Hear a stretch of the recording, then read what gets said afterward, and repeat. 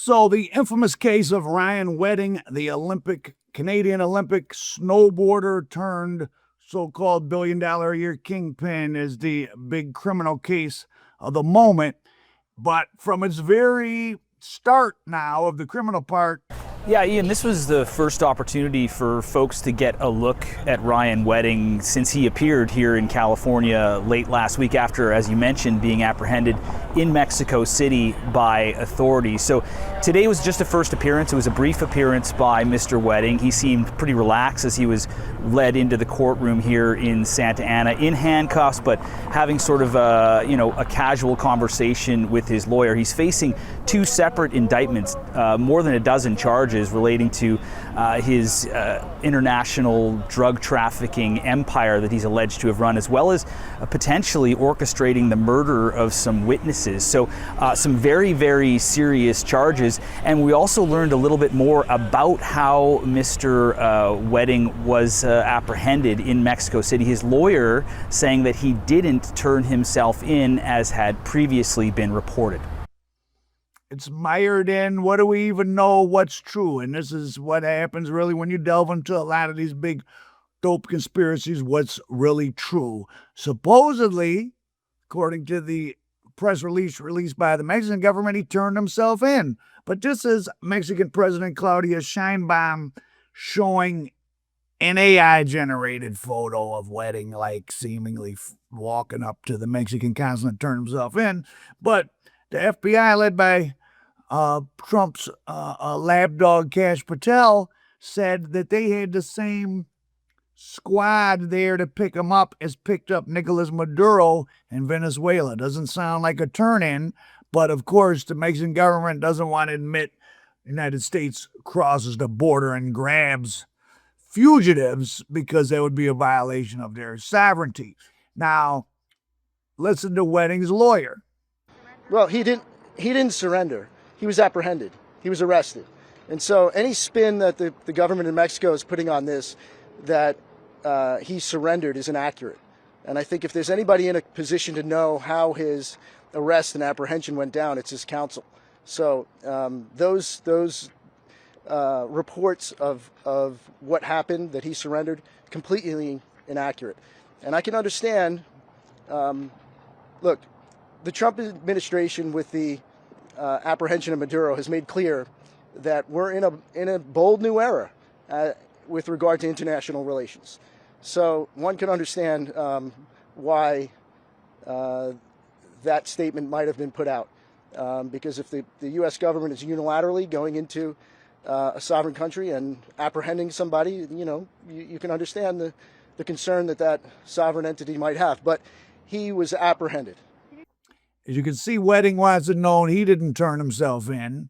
He was grabbed by the U.S. Now, I would imagine he had been maybe in some type of communications with the U.S., maybe to try to work a deal, but maybe not. Interesting, if you notice, Wedding's lawyer's last name is Colombo. Yes, that is the grandson of the former, well, until he was killed, boss of the Colombo family, Joe Colombo. That's the guy that was gunned down at the Italian-American parade back in 1971. That's the guy who made Scorsese take the word mafia out of the movie Godfather. The movie Mafia does not appear in Godfather because of Ryan Wedding's lawyer's grandfather. Kind of strange. Now let's get into, well, why is a Canadian the subject of the U.S. government's, why is the FBI and the U.S. government so keen to take claim on this case of a guy that supposedly was sending most of the stuff to Canada? There's probably a lot more to it. For example, at the Blue Water Bridge, which is in Port Huron, Michigan, about an hour or so from Detroit, there was some Indo-Canadian truck drivers, and them Indo-Canadians are big gangsters up in Canada. They're mixed up in everything, but that's another story. Some Indo-Canadian truck drivers got caught with maybe 20 bricks and then also some bricks of fatty or H crossing. They were on the American side. Or were they crossing into America? Not sure. So Wedding probably was making some sales in the U.S. as well. But what made Wedding such a target? They claim he was moving 60 tons a year. Where these numbers come from, hard to know. That would be about 5,000 bricks a month. Somebody's moving that type of weight. I doubt if anyone moved it that much, every month. Just the logistics of it. But he lost 500 brick loads here, 400 brick loads there. He may have had months. I bet you Wedding, a Wedding was big, though, because, for example, when they grabbed, let's compare it to someone we know, Big Meech. Big Meech and his brother didn't really have a lot of physical assets. Ryan Wedding, in the weeks leading up to his final capture, they grabbed 40 million worth of motorcycles. And these were rare motorcycles that he had a former Italian military guy who was in charge and / mercenary who trained Wedding's hitmen. He was also in charge of procuring some of these rare items. So Wedding was buying motorcycles that were worth over $1 million each that had been driven in the top races by the top people. He also had this Mercedes. There was only like 30 of these made. Drake owned this particular one at one point. It's worth $13 million alone. So think about Wedding had stuff seized, these motorcycles and this car. I mean, you hear about what these narcos have, but they don't really, Wedding certainly has had more stuff seized than a lot of people. Ovidio Guzman, Chapo's son, the Chapito's guy that was taken into custody under such big deal military thing a couple years back. He's turned in about $90 million so far as part of a plea agreement. Well, Wedding, in this indictment, they have evidence. And remember, in these indictments, they don't put everything. They put enough. So if they're trying to give you life, they're trying to give you continuing criminal enterprise, they're just going to try to prove enough to get you that, right? They don't have to, you don't have to have sold 300 kilos 100 times to get life. You just had to have done it once or, and fulfilled what else other requirements there were.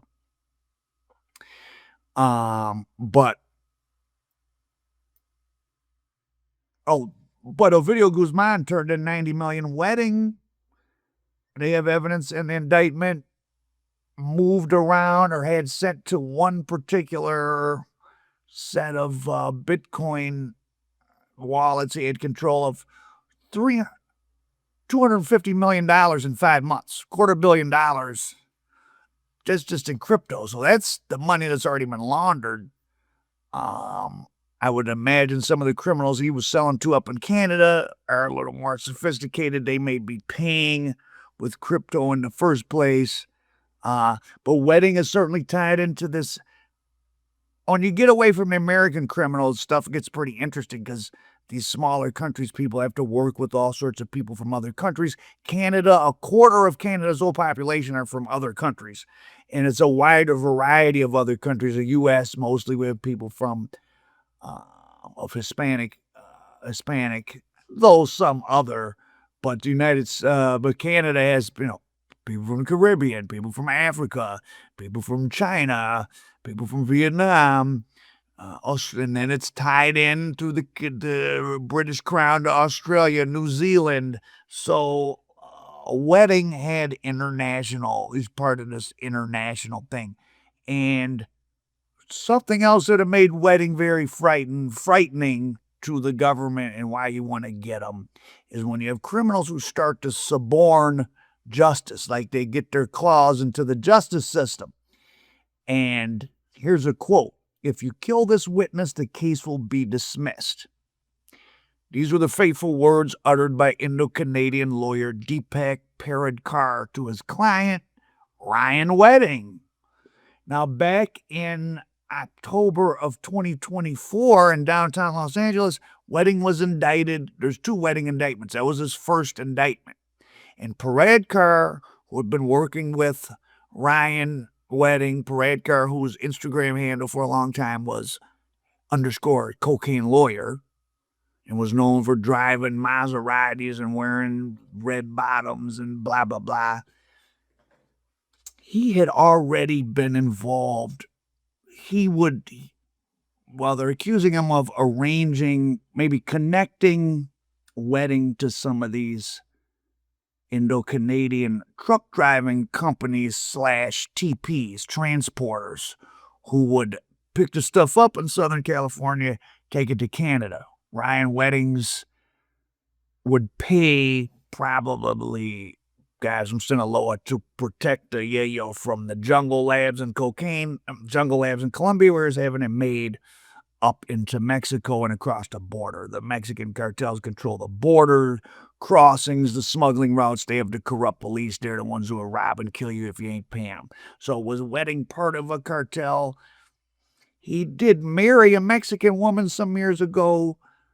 Does that make you part of a CA cartel? Not necessarily. He was living in Mexico City and directing traffic. I think he was paying for services of Los Chapitos. Now, with Los Chapitos getting weaker and weaker, if you're a guy like Ryan Wedding, you're hiding out or laying low, so we say in Mexico City, in Mexico, you got business going on with people like Jalisco New Generation, with a lot of those people down there who will kidnap you, put a bag over your head, and zoop on camera for small amounts of money. Well, I wouldn't want to be someone who's known as possibly having hundreds of millions or $1 billion here and there. Imagine, those motorcycles in that car alone will get you chopped up down in Mexico. So he had a protector nicknamed the General. There's no direct link to him to the Chapitos in the indictment, but again, they don't put everything in the indictment. But back to this lawyer.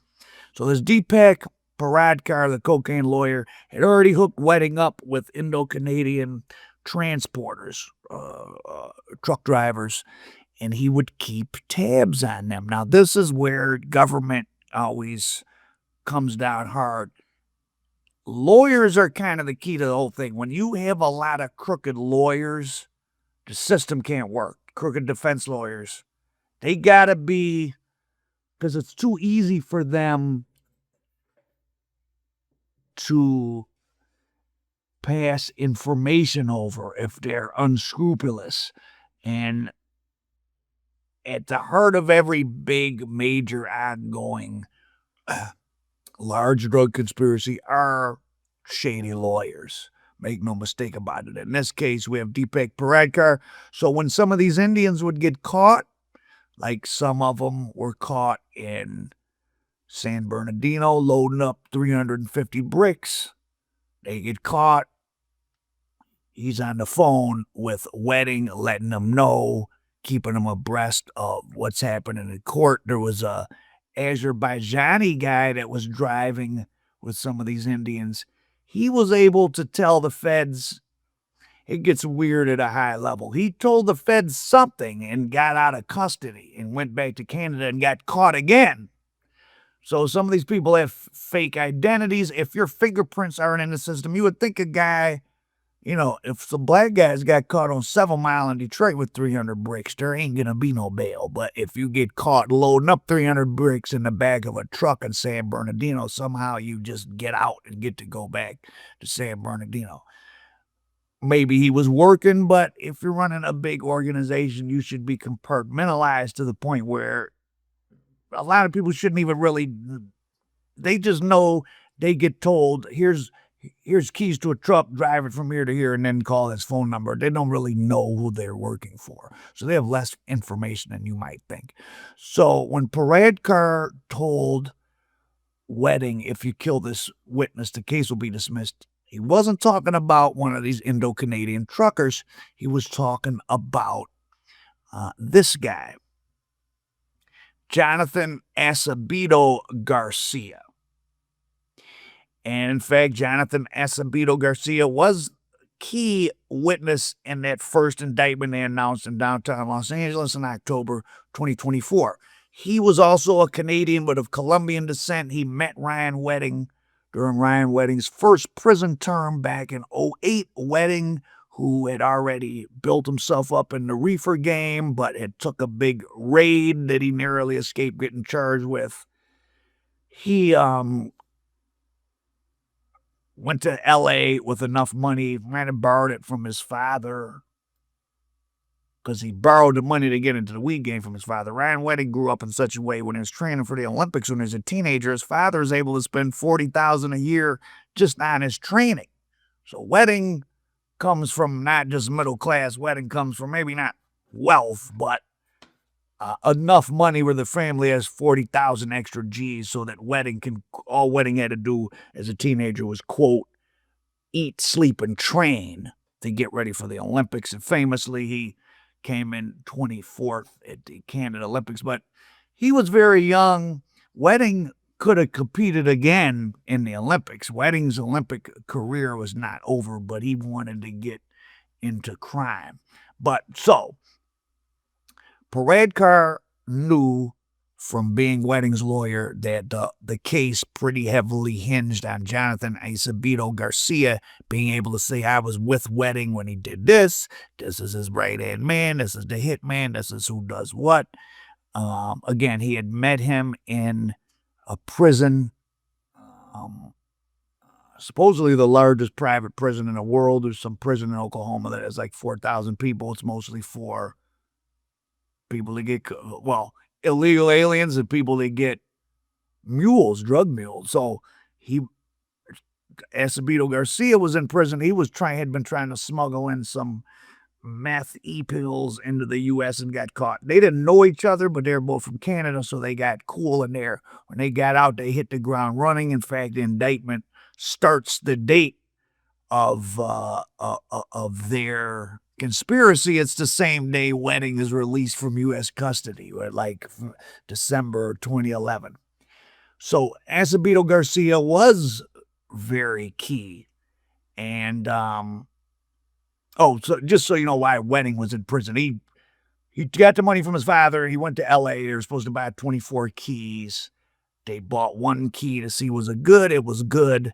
But the Russian gentleman that Wedding had been hooked up with that brought him from Canada was actually an ex-KGB and was an informant and then set him up. A GTA lawyer facing charges in connection with an alleged international drug kingpin is back in court for a bail hearing. Deepak Paradkar is trying to convince a judge he should be released. CTV's Sean Leathong has the latest from the courts. Her husband is accused of helping alleged drug kingpin Ryan Wedding, of advising him to kill a potential witness. Today, Mandy Paradkar, wife of Deepak Paradkar, was on the stand offering $2.5 million as surety if her husband is granted bail. 62-year-old Paradkar, a prominent defense lawyer in the GTA, was arrested last month as one of several Canadians accused of helping Wedding. Paradkar is specifically accused of advising Wedding to kill a potential witness, and soon after, that witness was killed. Paradkar has been in custody at the Toronto South Detention Center since his arrest and is awaiting possible extradition to the United States. Yesterday, Paradkar took the stand himself at the bail hearing, pledging to remain on house arrest if released. Today, he sat in the prisoner's box while his wife was questioned about the couple's finances and assets. Court heard how Paradkar is accused of taking large cash drops and expensive watches as payment, also using other lawyers to help him. As Crown Attorney Milika Petrovic asked Mandy Paradkar how much she knew, saying, "You're aware that this organization is alleged to kill anyone who gets in their way?" "Yes," says Paradkar, adding, "It doesn't interfere with my responsibility to the court." The Crown going on to say, "It's fair that you had nothing to do with the allegations out of the United States?" "No, I did not," says Paradkar. "The first time you heard about this was after your husband's arrest?" "That's correct." "He's never told you that he received watches as gifts from his clients?" "No." Deepak Paradkar faced the floor during many of the more difficult questions, including when the Crown asked, "If it's true that your husband was providing legal advice to a criminal organization to have people murdered, if it's true that he was advising this criminal organization, if it's true that he was paying lawyers to assist him, if it's true that he took cash drops, if it's true that he received luxurious watches as gifts, if it's true, that would deeply affect your trust in your husband?" To which his wife said, "Yes, it would." The FBI announced the arrest on November 20th, alleging that Paradkar was key in Wedding's operation, which trafficked drugs from Colombia through Mexico into the United States and Canada. The FBI alleges some of Paradkar's aliases are Cocaine Lawyer and Deepaj Emergency. and says his involvement goes back as far as 2011. Pradkar's law license was suspended last week. Ryan Wedding remains at large and is believed to be protected by the Sinaloa cartel. Court heard final submissions by both the Crown and defense at the bail hearing this afternoon. Much of the time, the hearing was done in private to protect sensitive information. The Canadian underworld's so fast. It's much more interesting than American stuff because it's so just different kind of people and crazy stuff, weird stuff going on. But so Wedding had been trying to get in the game his first time. It didn't work because he didn't know who he was dealing with. He meets this Colombian Canadian. They get tight. Acevedo must have got him in the game down in Colombia. The indictment doesn't say how, but I will say this, that again, in these indictments, they only say enough to meet the statutory requirements to convict you. So if they say Wedding was moving 5,000 keys a month, they're not going to list every movement so you can add it up. They're just going to have specific. So there's one overt act, or Acevedo Garcia is down in Colombia, in the jungle, basically at the lab, telling, oh, this load of 300 keys is ready. You know how much he paid for them? 2 billion Colombian pesos. That's about, it's under $600,000. So they're paying like $2,100 a brick in Colombia in the jungle. So you can see how lucrative, if you're getting 50,000, 40,000 each wholesale, say on the streets of Toronto or something, or even if you're selling them, 50 at a time for 30 grand and you paid 2,100. Now there's a lot more expenses involved, mainly, well, that's where the S boys, the boys from Sinaloa or whoever you're down with, come into play. You got this load in the jungle in Colombia. It has to move through all those countries, Guatemala, El Salvador, and get up from the southern Mexico all the way to Tijuana or Juarez or wherever at the border, and then be moved across. That's when you start having to pay one of those groups. So not only do those groups smuggle in their own stuff, if our profit goes down to Tijuana and want to buy some Britics, that's cool. I better buy them from someone down with whoever got the plaza, and I better pay my plaza fee. And they better like me and think I may have more business going on, because they could just X me and just take my money. But so if Wedding's paying $2,100 down there, I mean, let's just say even after he pays all his bribes, he pays whoever's got to pay in the CARTEL. I mean, he's probably still getting them across the border for, I don't know, $8,000, $7-8 grand. The Indian truck drivers, the various truck drivers, they would be paid about 250,000 flat feet per load. So if you take 350, one load in Arkansas was 475 bricks. They're getting $500 to $800-900 a brick. Not that much cost is getting put on it.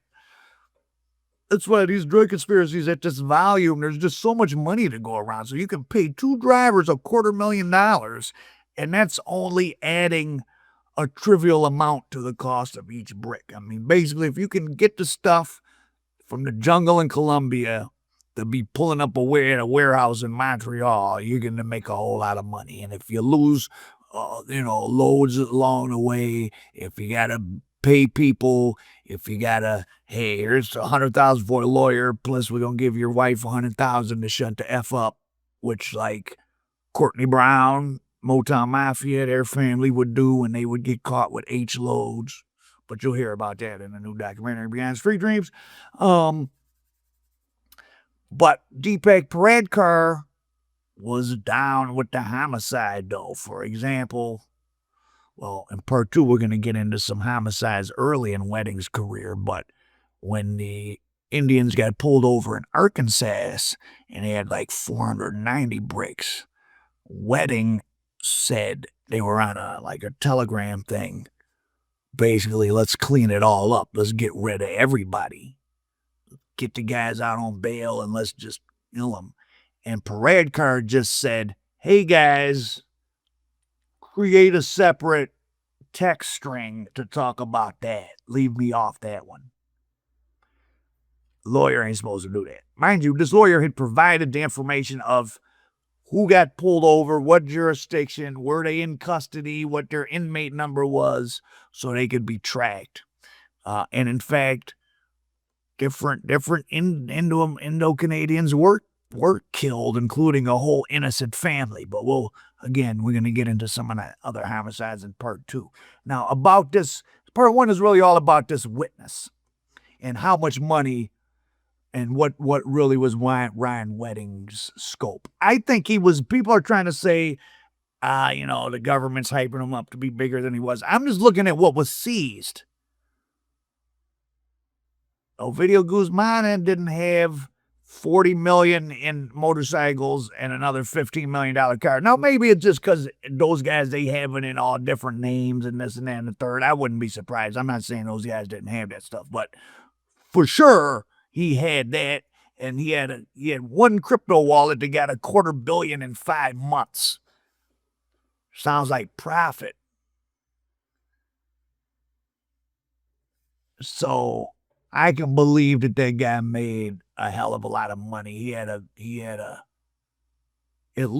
been big for at least 10 years because there was an undercover sting in Canada that almost swept him up in 2015, Operation Harrington, where he was talking to somebody, police, posing as a fisher, as a captain, and they're talking about bringing in 5,000 bricks at once and landing in Nova Scotia.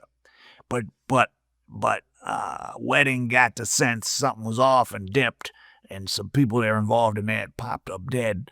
So Wedding left a trail of bodies. Now, did he cause the bodies? I mean, don't know. But already in 2015, he was talking about 5 key loads. So he may well have brought in 60 tons in a year, like the feds say. It's very hard. It's hard to know. I think he was actually very big.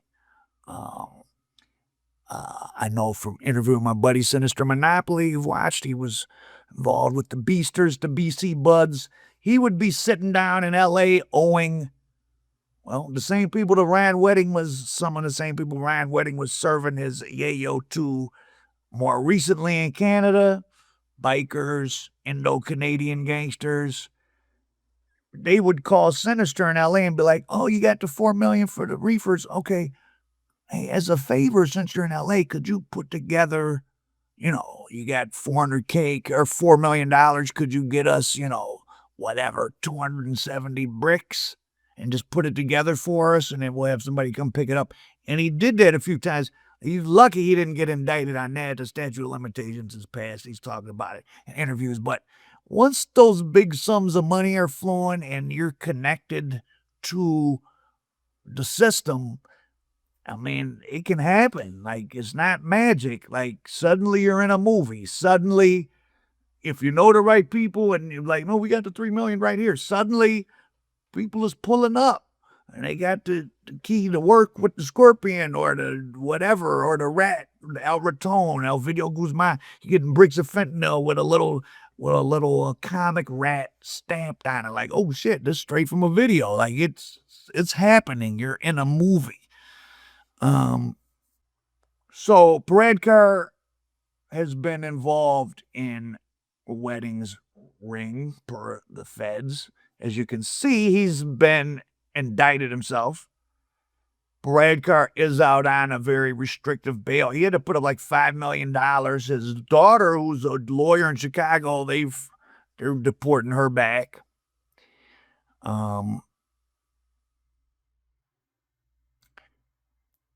Paradkar had been present in these grand jury proceedings. He knew that Acevedo Garcia was key to the case, and if this guy popped up dead, remember, Wedding may have already gotten out of being indicted in Canada and some other times by leaving bodies. Like, once you start killing people, you go up to another level and you become another level of target. But I mean, it does work sometimes. There's people walking around that are serious gangsters that have never been locked up because they killed their way out of trouble. I mean, it's a high-level game to play, but, I mean, as we saw on The Wire, you can't bump off a cop, and at least some other people get away with it. Now, so the cocaine lawyer tells Wedding that his old right-hand man is the key to the case against him. Wedding puts up supposedly a $5 million bounty across the whole international underworld. There's different people.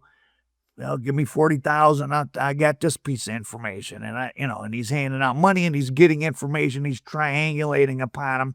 This guy, Tupac Atna, nicknamed Tupac, a Montreal gang member, he went to Colombia, and he may have put together the Colombian hit squad. Now, how did they find Acevedo Garcia? And why did Acevedo Garcia flip? And why didn't the FBI have him in a safe house? These are questions we don't know.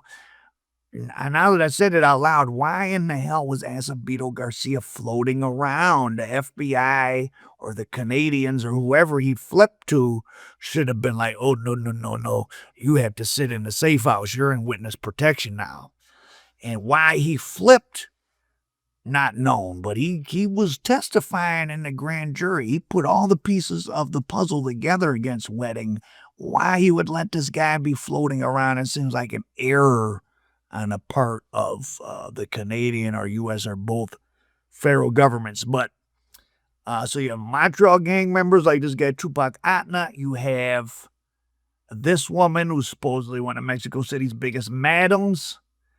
All these people got their feelers out. Remember, Acevedo Garcia has been a person who's had tens of millions, hundreds of millions running through his hands. Certain lifestyle develops. You ordering up beautiful women like their pizza, your certain kind of jewelry, blah, blah, blah. People can kind of figure out they should have took him off the street. I don't know why the feds didn't, unless they wanted him to be killed, but I ain't saying that. But, so the madam has her women trying to find this guy. Tupac Atna is down, putting together a hit squad. He's using his street connections, and they figure out Acevedo Garcia is in Colombia. So the Mexico City madam, of course, a lot of women that work professionally and get cosmetic surgery done and all that, hashtag passport bros, come out of Colombia. Your girl Griselda Blanco was a child Rasta-root. And I'm sure a lot of those women are bitter, are they down to, women probably don't mind selling their body when they feel like it to who they feel like it, but when you're doing it professionally, I'm sure you do a lot of things you wouldn't want to do, and if you can pick up $100,000 or something by setting up one of your tricks or some guy who was a trick, who was a bad guy anyway, like maybe you don't care. Also, one of the biggest idiots in there, the biggest idiot weirdo in the whole case comes into the murder, and he's charged now and is in custody with federal conspiracy to commit homicide, which surprisingly only carries a minimum of 20 years, but a maximum of life. Better off to get the murder charge in the feds than in most states ain't going to give you 20 years for first-degree murder. State of Michigan is mandatory life, no parole. So one of the biggest idiots mixed up with Wedding is Gursawak Singh Ball, a.k.a. Academic 6.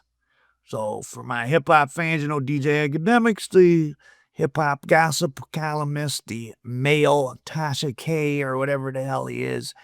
Academic 6, the 6, Toronto, Drake, the 6 God, Toronto, the 6, Academic 6. So this guy was a wannabe. The Sing Ball was like a wannabe academics, but in the criminal world. So this guy had a website and Instagram, but he had his own website, The Dirty News with the Z, which if you go to it now, The Dirty News with the Z, this has been seized by the FBI, Operation Giant Slalom. They seized the website. This guy was first, he made contact with the Wedding organization. Wedding had somebody pay him $10,000 After Wedding got indicted in 2024, they paid him 10 grand. Don't post about us. Okay. You could pay our profit not to post about you. That's not a crime. But then they doubled back and they said, hey, you want to make some more money? Just dummy. Want to, feel like he's part of, well, whatever. I make documentaries about crime. You don't see me promoting crime, right? I don't post, delay. This young, congratulations to this 14-year-old right here. He's the most recent put on of this gang in LA. I mean, I don't promote any illegal activity. I'm not here to solve any crimes. I'm a social historian. Anyways, so this guy pays the dirty news. They put up a photo of Jonathan Acevedo Garcia, and this idiot Sing Ball puts a quote under the picture of a guy, mind you, who is the key witness in what right now is the single biggest co-conspiracy case in North America. I mean, of course, there's conspiracies going on all around us, but as far as one that's in court, this Wedding one is a big deal. It's the biggest. This guy single-handedly ratted out one of the strongest underworld networks this world has ever seen. Chances are he won't be seen again. And he posts a picture of him and he puts a rat emoji. So he's now put out, this is code to the underworld. So you take, the internet ain't no joke. Like, this dirty news was something that real gangsters could look at and be like, oh, what's going on with so-and-so? Oh, you heard your boy got locked up. You could find out if somebody got locked up or killed. Real criminals were looking at this thing. It's news. He's a dirty news. I'm not a news site. Sometimes I talk about stuff that just happened, but even like with this, I'm not making news. I let a little time pass, get all the info, and try to go more in depth. I'm not breaking stories, usually.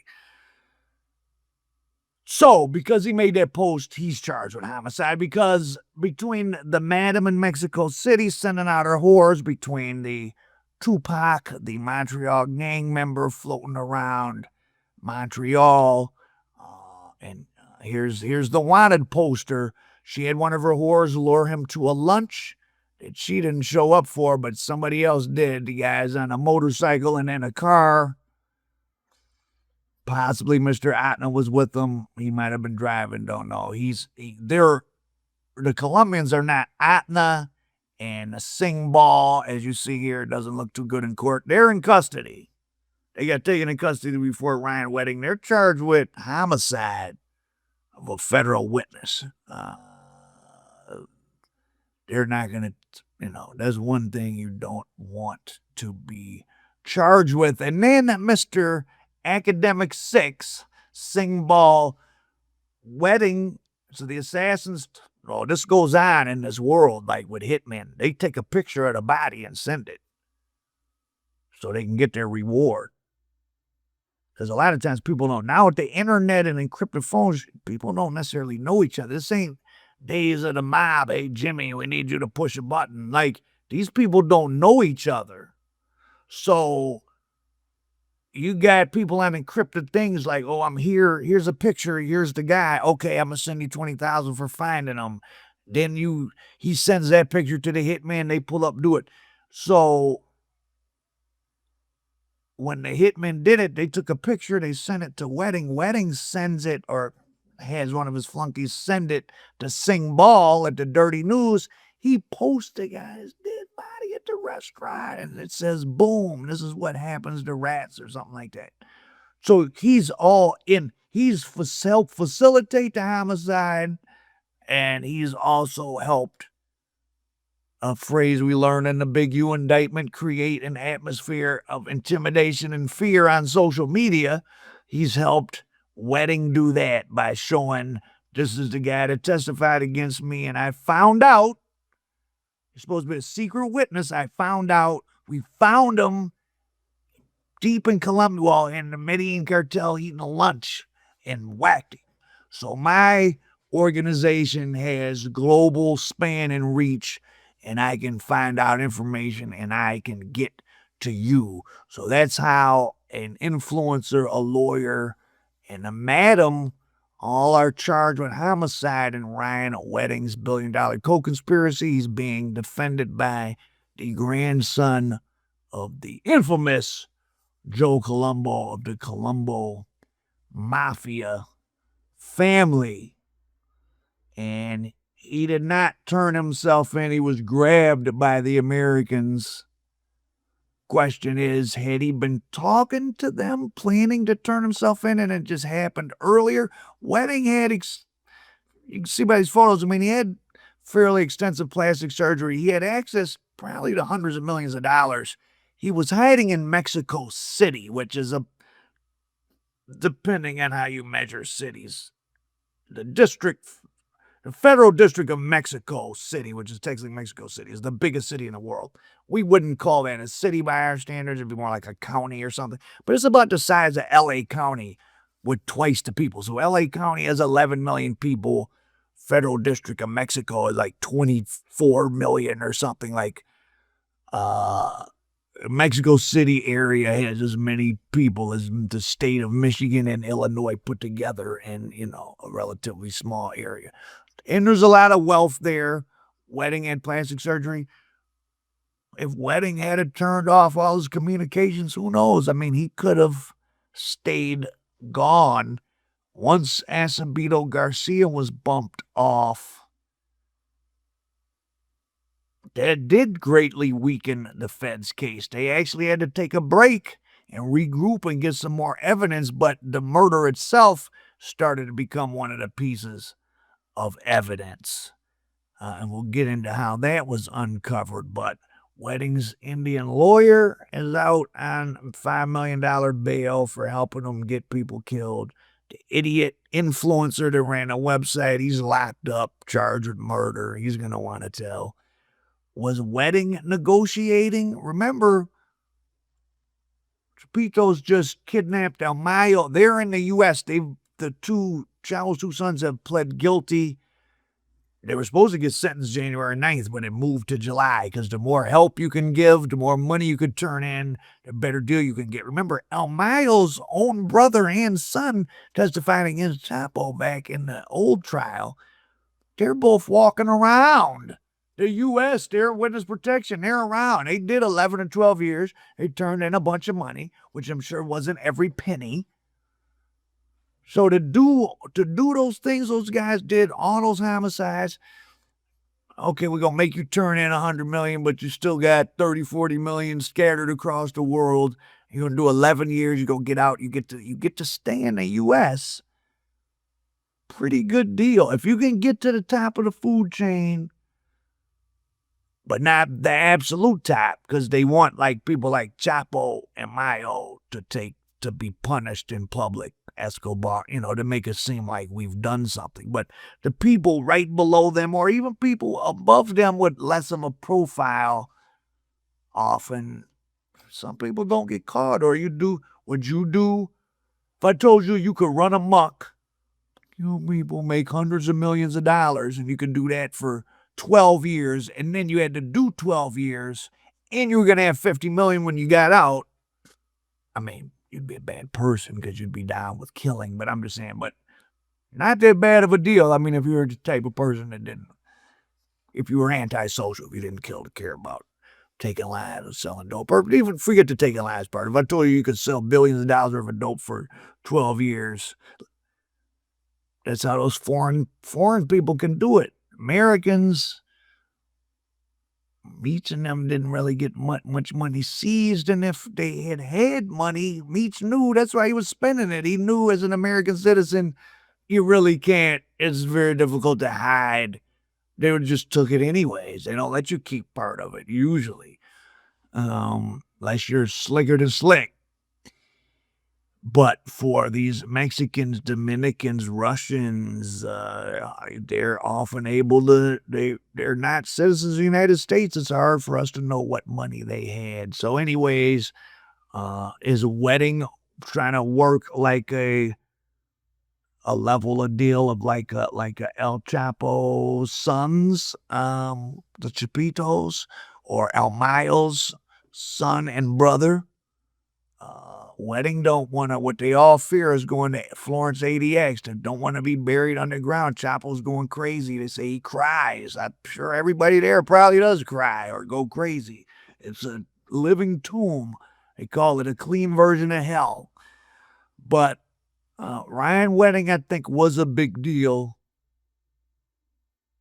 I think, of course, always Casper tell the FBI wants to, act like they're doing something. But I think Wedding, if he had a lawyer that was given info on the main witness in a big case like this, and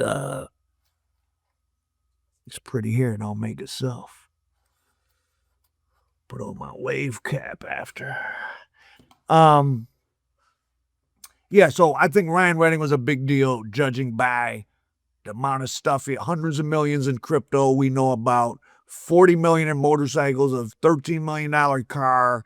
He was able to have the kind of lawyers that would track anytime one of his loads got busted. We're going to keep track of all the drivers. What are they doing? Have they flipped?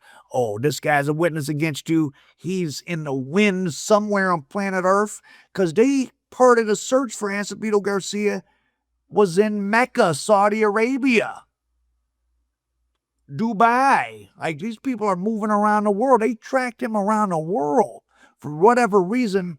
Well, he's of Colombian descent. I guess he went back to Colombia for that. And you might think, well, hiding in Colombia, but Colombia is not the Colombia of the 80s. Colombia is very built up. Colombia, definitely neighborhoods you don't want to go into, but like the mass violence that you might associate with it, if all you know is the movies from the 80s, Colombia is not like that. Colombia is safer than Mexico in terms of a murder rate, for sure.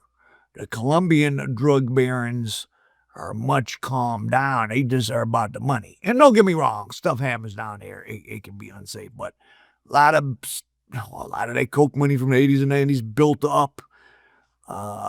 Bogota. I haven't been to Medellin. I passed through Bogota. Bogota looks like Chicago. I mean, but without Chirac part. Like, I mean, just mass, huge neighborhoods of skyscrapers. I mean, this is a big modern country. So him hiding down there is not that shocking. The fact that Wedding had a network that between Montreal gang members, Mexico City madams, people traveling to Mecca, Saudi Arabia, they could triangulate on this guy. Wedding actually spent $18,000 to get a device, some little small device they could put, I guess, either in Garcia's phone. Maybe Garcia got with one of the, they don't go into detail in the indictment, but I'm guessing maybe the madam had a girl get with them and she put a little GPS tracker that cost $18,000 in his phone, maybe, because he was eating lunch by himself,